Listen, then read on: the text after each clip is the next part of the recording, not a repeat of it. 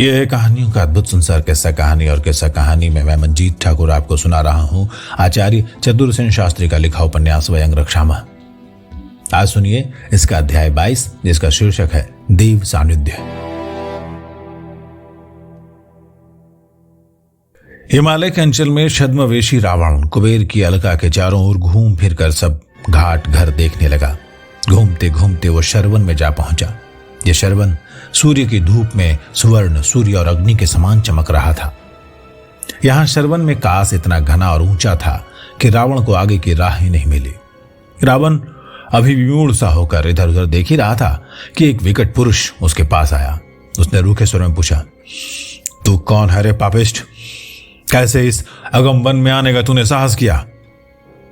रावण ने तनिक भी भयभीत न होकर कहा, तू ही कह, तू कौन है और तू किस अभिप्राय से इस वन को अगम कहता है? अरे तू क्या नहीं जानता, यहां भगवान रुद्र का निवास है। ये कैलाश की उपत्यका है। ये रुद्र कौन है जिसका नाम लेकर तू मुझे डरा रहा है? देव दैत्य पूजित भगवान रुद्र को तू नहीं जानता? अब भाग यहां से। इस अगम क्षेत्र में प्राणियों का आना निषिद्ध है। जहां मेरी चौकी है। तू कौन है? मैं भगवान रुद्र का किंकर नंदी हूं। तेरे भगवान रुद्र रहते कहां हैं? मैं उन्हें भी देखना चाहता हूं। तेरा दुस्साहस है? जा, भाग जा। भगवान रुद्र के दर्शन यूं ही नहीं होते, साधना से होते हैं। कैसी साधना से? नंदी ने कहा, वो मैं तुझ पात्र से क्या कहूं। तो यदि भगवान रुद्र के कोप का भोग नहीं होना चाहता है तो जल्द से भाग जा। रावण ने फिर कहा, पृथ्वी पर विचरण करने का हर प्राणी को अधिकार है और मुझे तो ऐसा विचरण प्रिय है। तेरे रुद्र के कैलाश को मैं भी देखना चाहता हूं, चल। इतना कहकर रावण हंसकर पर्वत पर चढ़ने लगा। नंदी ने बाधा देकर कहा, मैं कहता हूं भाग जा, आगे न बढ़, यह अगम क्षेत्र है। पर रावण माना नहीं, और जब नहीं माना तो नंदी ने उसे पकड़कर पीछे ठेल दिया। इस पर रावण ने अनायास ही उसे उठाकर दूर फेंक दिया। उस पुरुष का ऐसा बल देखकर नंदी आश्चर्यचकित रह गया। नंदी में भी अमोघ बल था। वो रावण की ओर देखकर बोला, तू सत्ववान पुरुष प्रतीत होता है, आओ मुझसे मल्ल युद्ध कर। रावण तैयार हो गया। कुछ देर युद्ध करने के बाद रावण ने नंदी को पछाड़ दिया। इस समय तक शोर शप्पा सुनकर बहुत सारे गण वहां आ गए थे। वे सब मिलकर शोर मचाने और शस्त्र चमकाने लगे। नंदी ने कहा, नहीं, इसे मत मारो। ये सत्ववान पुरुष है, इसे भगवान रुद्र की सेवा में ले चलो। सब गण रावण को घेर कर ले चले। रावण भी अपना परशु कंधे पर रखकर उनके साथ चल खड़ा हुआ। ज्यों ज्यों वो पर्वत श्रृंग पर आरोहण करने लगा, त्यों तो उसका सौंदर्य देखकर मोहित होने लगा। चारों ओर मोहक हिमाच्छादित गिरिशृंगों पर सुनहरी सूर्य की किरणें पड़कर रंग बिरंगी छटा दिखा रही थी। पर्वतीय पक्षी जहां तहां उड़ते बड़े भले प्रतीत होते थे। ज्यों ज्यों वो ऊपर चढ़ता जाता था, चारों ओर हिमाच्छादित पर्वत श्रृंगों की पंक्तियां ही दृष्टिगोचर होती थीं। कैलाश शिखर पर पहुंचकर विकट गणों से सेवित रुद्र को उसने देखा। पिंगल जटाजूट, कटी में बाघ चर्म और दृष्टि में अंतर ज्योति। रावण ने ऐसे प्रभावशाली पुरुष को पहले कभी नहीं देखा था। फिर भी उसने रुद्र का अभिवादन नहीं किया। अपना विकराल परशु कंधे पर रखकर निर्भय सम्मुख खड़ा हुआ। रुद्र ने देखा और देखकर नंदी से पूछा, ये कौन पुरुष है और किस अभिप्राय से हमारे पास आया है? नंदी ने कहा, देव, इस पुरुष ने परिचय नहीं दिया, किंतु ये कैलाश के नीचे के अगम क्षेत्र में घूम रहा था। मेरे रोकने पर इसने मुझसे विग्रह किया और मुझे पराभूत किया। तुझे पराभूत किया? श्लाघ्य है तब तो ये पुरुष। फिर रुद्र ने रावण की ओर मुख करके कहा, अपना परिचय दे पुरुष। मेरे अगम क्षेत्र में विचरने का कारण भी क्या है? रावण ने कहा, महाभाग, मैं धनेश कुबेर का भाई रक्षपति लंकेश रावण हूं। मैं इस वन में स्वच्छंद विचरण कर रहा था, तभी इस पुरुष ने मुझे बाधा दी, इसलिए विग्रह का दायित्व मुझ पर नहीं है। रुद्र ने हंसते हुए कहा, अच्छा, रावण तू ही है। स्वस्ति, तू कुशल पूर्वक तो है। मैंने धनेश कुबेर से तेरी बात सुनी है, पर तूने अपने ज्येष्ठ कुबेर की अवज्ञा की है। ये क्या सत्य है? रावण ने कहा, इस पर कौन विचार कर सकता है? मैं तो ऐसा नहीं समझता। मेरे भाई कुबेर ने यक्ष संस्कृति स्थापित की है, परंतु मैंने रक्ष संस्कृति की स्थापना की है। हमारा मूल मंत्र है वयं रक्षामः।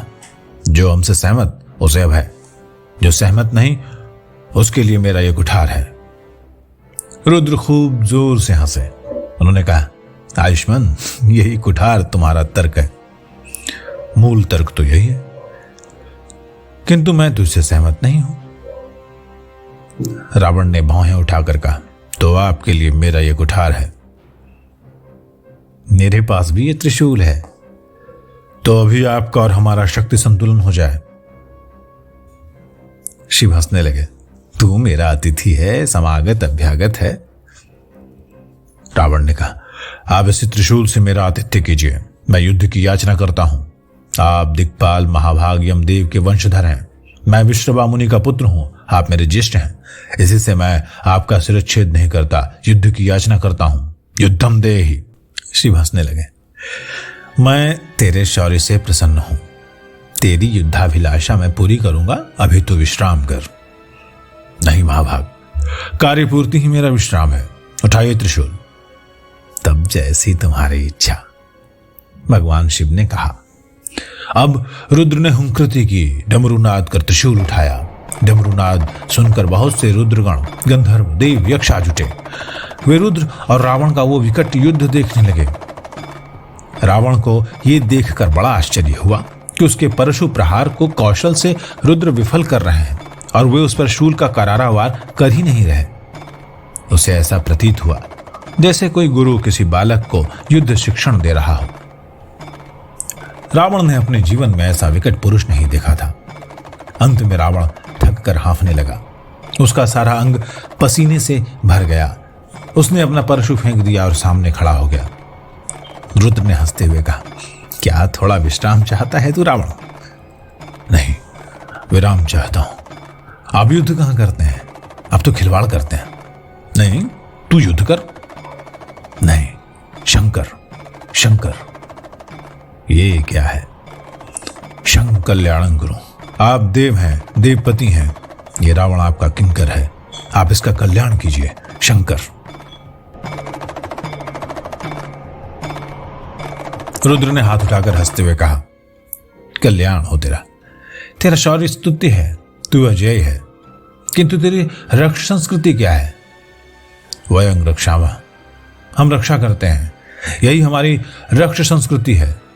आप देवाधिदेव हैं। आप देखते ही हैं कि आर्यों ने आदित्यों से पृथक होकर भरतखंड में आर्यावर्त बना लिया है और निरंतर आर्यजनों को बहिष्कृत कर दक्षिणारण्य में भेजते रहते हैं। दक्षिणारण्य में हम इन बहिष्कृत वेद विहीन व्रात्यों के अनेक जनपद स्थापित हो गए हैं। फिर भारतीय सागर के दक्षिण तट पर अनगिनत द्वीप समूह है, जहां सब आर्य अनार्य आगत समागत देव यक्ष पितर नाग दैत्य दानव असुर परस्पर वैवाहिक संबंध करके रहते हैं। फिर भी सबकी संस्कृति भिन्न है, परंतु हमारा सभी का एक ही नृवंश है और हम सब परस्पर दायाद बांधव हैं। मैं चाहता हूं कि मेरी रक्ष संस्कृति में सभी का समावेश हो, सभी की रक्षा हो, और इसी से मैंने वेद का नया संस्करण किया है और उसमें मैंने सभी दैत्य दानवों की रीति परंपराओं को भी समावेशित किया है, जिससे सारा ही हमारा नृवंश एक वर्ग और एक संस्कृति के अंतर्गत वृद्धिगत हो। आप देख चुके हैं, पिछले 100 वर्षों में 13 देवासुर संग्राम हो चुके हैं, जिनमें इन सब दायाद बांधवों ने परस्पर लड़कर अपना ही रक्त बहाया। विष्णु ने दैत्यों से कितने छल किए, देवगण अब भी अनीति करते हैं।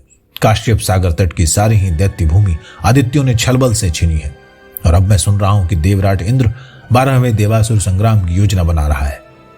ये सब संघर्ष युद्ध तभी रोके जा सकते हैं जब सारा ही नृवंश एक संस्कृति के अधीन हो, और इसलिए मैंने ये रक्ष संस्कृति प्रतिष्ठित की है। आगे देव प्रमाण है।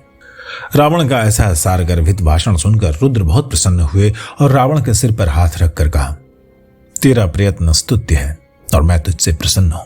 मैं भी देव दैत्य असुर सबसे समान प्रीति रखता हूं, तो मैं आपका अनुगत शिष्य और सेवक हूं। आपने मुझे कल्याण दान दिया है। आप मुझे अनुमति दीजिए कि मैं आपको शंकर कल्याणदाता कहकर आपकी वंदना करूं। इतना कहकर रावण ने घुटनों के बल बैठकर रुद्र के चरणों में सिर नवाया। रुद्र ने दोनों हाथ उठाकर कहा, कल्याणम ते भवतु शिवं तस्तु। रावण ने हर्षोन्मत्त हो नाचते हुए कहा, आप देव हैं, देवाधिदेव हैं, आप शंकर हैं, आप शिव हैं। और तब सब रुद्रगणों ने, मरुतों ने, गंधर्वों ने, देवों ने शंकर शंकर कहकर हर्षनाद किया। फिर रक्षपति रावण का अर्घ्य पाद्य अक्षत मधुपर्क से सत्कार किया। रक्षराज के स्वागत समारोह में दिव्यांगना अप्सराओं ने नृत्य गान कर कैलाश को मुखरित कर दिया।